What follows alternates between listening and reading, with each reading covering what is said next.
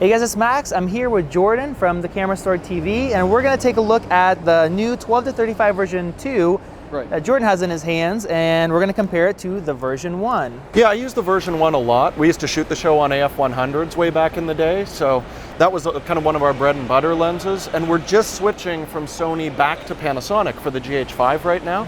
So for the first time in a while, I'm looking up native micro four thirds glass again, and I'm really curious what the updates are on this. It's probably going to be a lens finding its way into our bag, but I haven't shot with it yet, so I'm curious about your findings. Yeah, and I've had this lens for maybe 3 years now, and even when I didn't own any Panasonic cameras, I sold them off when I switched systems. I still kept the lens because it's like the one lens to have. It's very versatile. In terms of the design, it's the same weight. Looks almost exactly the same. I was hoping that they'd add a little more tension to the zoom ring. Yeah, I've always found it a little sloppy, and this feels exactly the same. And it's still a focus by wire, kind of a loose focus ring. If they were gonna launch an actual mechanical focus ring, this would be the lens to do it, and they chose not to. The lens hood is the same one as before, and it's very easy to pops on and off, and I've had it fall off multiple times, and then I've almost lost it.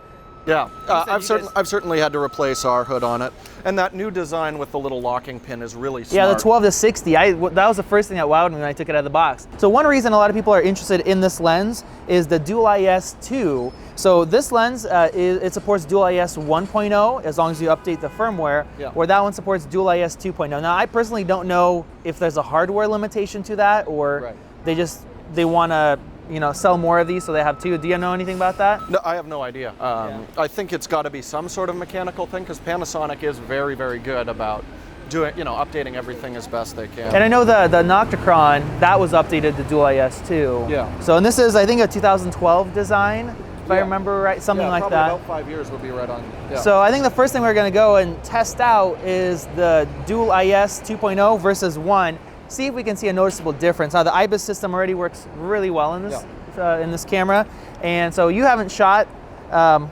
this lens? Yeah, I haven't shot with this lens yet. I can do a couple walk and talks. We'll see how it all holds up. And I'm at my absolute worst. I haven't slept. It's been a big week, so if I can get decent results with this, then anybody can at any time, because this is me at my most haggard. This is when you need the IBIS. Yes, yeah, when you're struggling.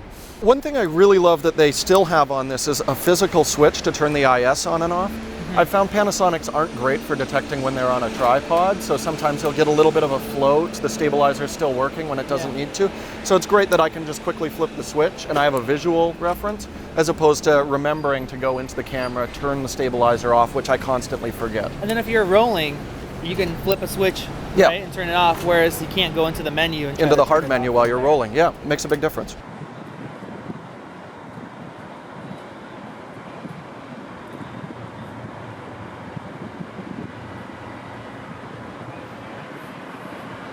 Funny, it looked like it was figuring out how I was walking, because it kept getting better, and I don't think I was walking much differently.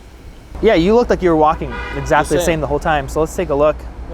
All right, here is with the version 1 now. Crab walkie at the right shutter speed.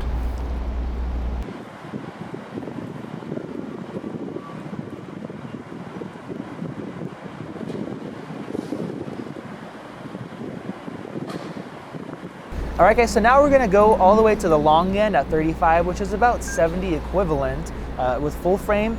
And so Jordan's gonna be hand holding it, a tight shot of me, and we'll see what difference we see between the DUAL I.S 1 and 2.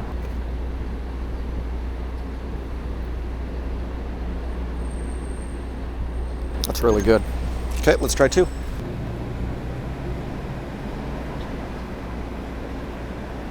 Yeah, that's solid. That's solid. Now the next thing we're going to test is focus breathing. Now Jordan mentioned that his experience with the original version. Yeah, it seemed to budge quite a bit when I was changing the frame.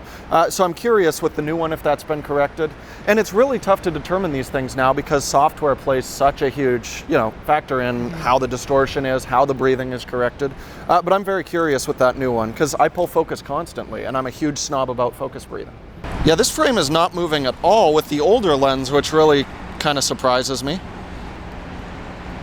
But again, we've seen a number of software updates on this, so maybe that's something that they've addressed. That's really good. All right, so we got version 2 now. That's great. Yeah, no breathing to speak of on either of these guys. So that's certainly something that they've addressed, and that's great if you're pulling focus a lot. This lens is going to do a good job of it. So you were saying that the frames might be slightly different, which they absolutely could be with all the software correction going on in modern mirrorless lens design.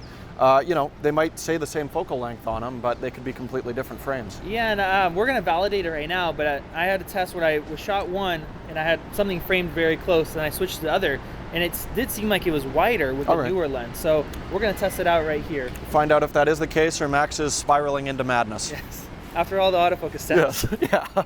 So this is version 1. I'm at 12 millimeters, and I have this perfectly framed. It's a hair wider. It is actually wider. Okay. So we're testing this on the GH5, which is one of the 20 megapixel bodies.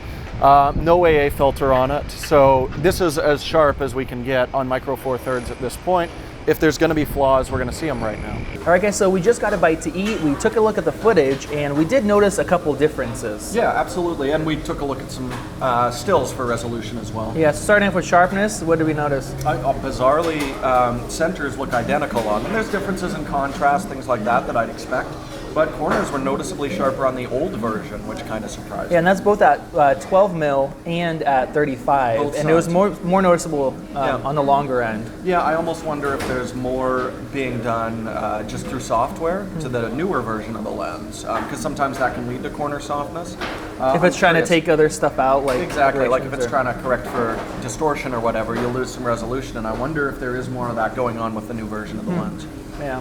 So we looked at the DUAL I.S. As well, and it was interesting. So when you're walking the same the whole time, like I was watching you, and with the DUAL I.S. 2.0, at first you were walking, there was more movement, and then it, like you said, it kind of like learned. It learned how I was walking, it almost seemed to, and the second half of the walk was dramatically better. Yeah.